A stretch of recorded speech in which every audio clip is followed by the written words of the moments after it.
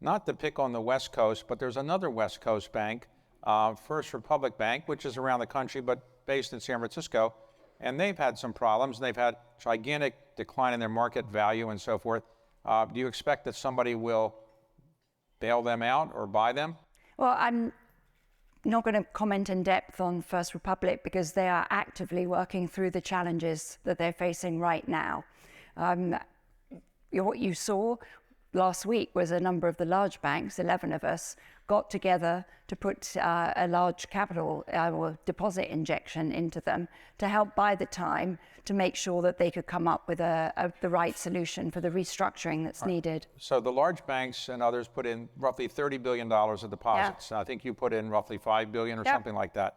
So how did that happen? Did Jamie Dimon call you up and say, hey, you have $5 billion you don't really need and you can put it in First Republic? And is that you have to go to your board to say, I need to get $5 billion somewhere? I mean, how do you make that decision? And was it, you just say to Jamie, I'll call you back, I'll think about it, or how does that work?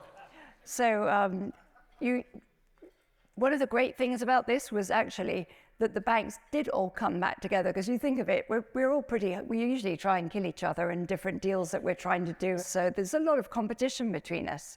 But in this instance, this is one where we're in a strong position. We want to stop what could have been a problem. And we all know when there is a confidence crisis, the logic that takes over isn't it necessarily rational. So we wanted to go and help protect the system. It's in the interest to do so. So despite this being quite a divisive environment that we're all operating in, this is an instance of the banks coming together and saying, okay, what can we do here to support a system that we have confidence in? And you don't put $5 billion into the system through the generosity of your own heart. You do it because you have confidence in the system itself. You expect to get that money back eventually? Yes. Okay. So Jamie Dimon is a great banker. I think he's been the head of JP Morgan for 17 years, something like that. Jamie Dimon. Well regarded.